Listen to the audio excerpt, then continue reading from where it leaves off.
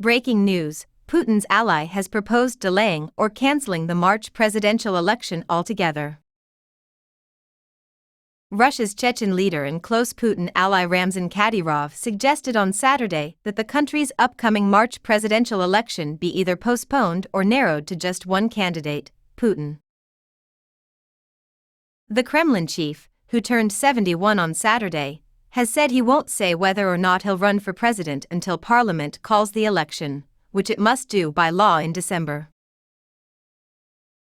After more than 2 decades in power, Putin has effectively silenced any serious political opposition in Russia. If he were to run for re-election today, he would almost certainly win and remain in the Kremlin until at least 2030. Moscow refers to the conflict as a special military operation, but Russian failures on the battlefield have made the course of the war more unpredictable.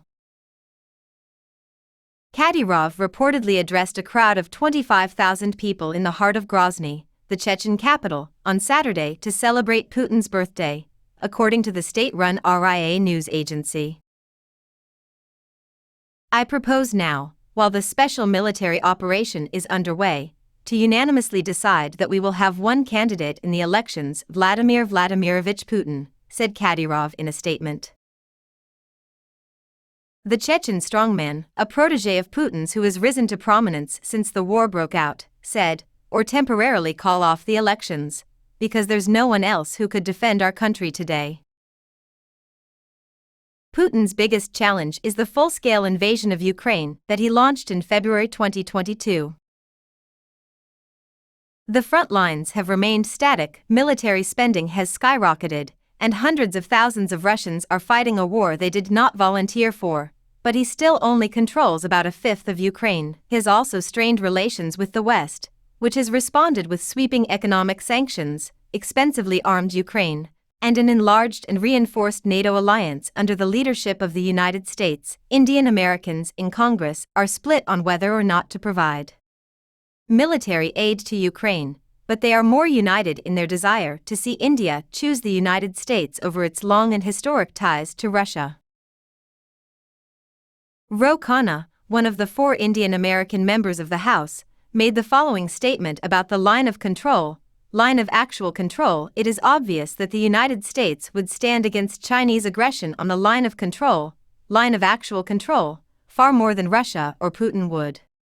We really need to press India to not be as dependent on Russian defensively and to be willing to condemn Putin's aggression in Ukraine, just as we would condemn Chinese aggression beyond the line of control, Khanna added.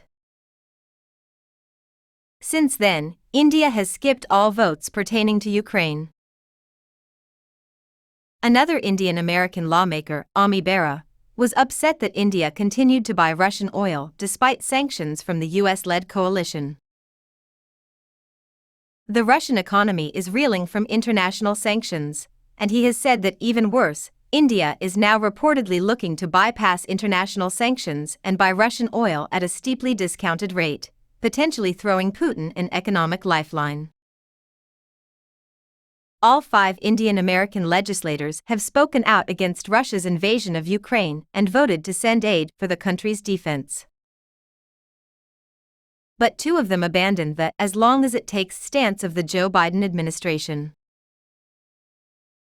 In a letter to President Joe Biden dated October 2022, you and the other progressive members of the Democratic caucus urged him to put more energy into the diplomatic effort to bring an end to the war.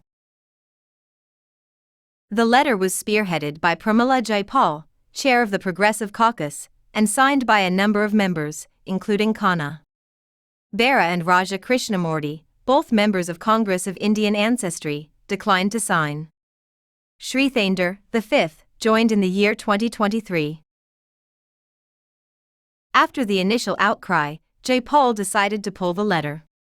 Khanna defended the letter, calling it a common-sense letter. However, he has toned down his earlier demands that India issue a strong condemnation of Russia and reduce its oil imports. Krishnamurti has been aggressive on Ukraine, using the platform afforded to him as the ranking member of a House committee established to examine the competition between the United States and China.